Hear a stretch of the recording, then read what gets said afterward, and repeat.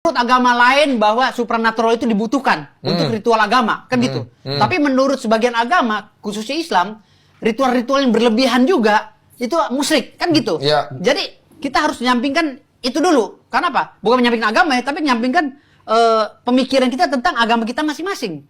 Ini nggak akan pernah ketemu.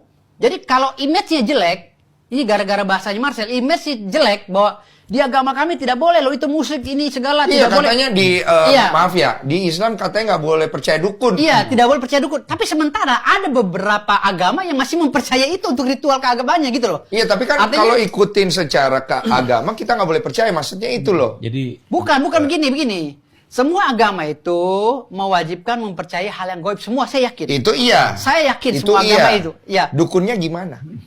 Ya Nah. kan saya bilang tadi, kembali lagi Benar, kepada, entar dulu Pak Kiai, karena ini saya berdasarkan undang-undang, jangan sampai kita salah gitu. Kalau berdasarkan bahasanya orang Islam saja, ini nggak ketemu. Kenapa ini dibuatlah undang-undang, lalu dibuatlah pemahaman kata-kata baku tentang dukun, dan lalu dijabarkan secara universal, itu udah ada dalam Kamus Bahasa Indonesia. Karena setiap laporan polisi yang berkaitan dengan Kamus Besar Bahasa Indonesia, bahasa tata bahasa, undang-undang ITE, itu pasti yang dipanggil saksi ahli dari bahasa. Oke. Gitu loh. Artinya di sini bahasa apa yang dikeluarkan oleh Marcel itu akan dijadikan acuan di dalam Kamus Besar Bahasa Indonesia. Kalau dia mengeneralisir bahwa dukun itu adalah penipu dan cabul, berarti dia mengeneralisir dukun itu adalah cabul. Semua dukun urut. Dukun urut dia tersinggung. Dukun kebal tersinggung. Dukun bayi, dukun apa segala tersinggung. Termasuk si Marcel sendiri harusnya tersinggung. Kenapa? Karena dia supranatural. Dukun Reiki.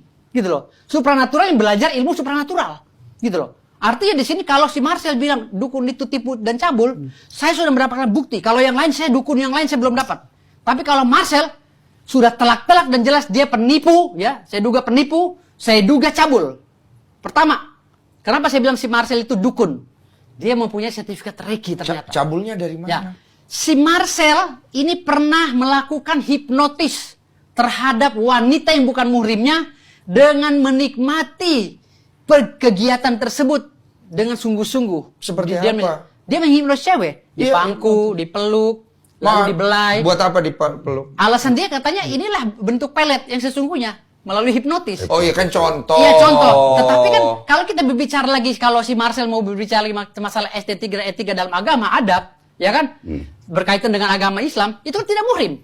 Iya betul. Makanya saya bilang tadi tapi yang dihipnotis nuntut nggak? Yang hipnotis tidak, tetapi estetika normanya akhirnya kena gitu. Allah Azza wa Iya, Jalla. makanya Allah saya berbicara masalah Allah Azza wa Jalla. Allah Azza wa Jalla, dan saya takut kalau seandainya nanti kalau saya tidak bongkar, ini kita di akhirat bagaimana? Kalau memang mau berbicara masalah akhirat, kamu jadi kiai sekalian. Enggak usah jadi dukun. Kalau sekuler sekalian. Sekuler sekalian gitu loh. Kalau mau kiai sekalian, jangan dicampur aduk gitu loh. Ini bicara masalah agama Allah Azza wa Jalla, tapi kelakuannya kayak dukun cabul gitu loh.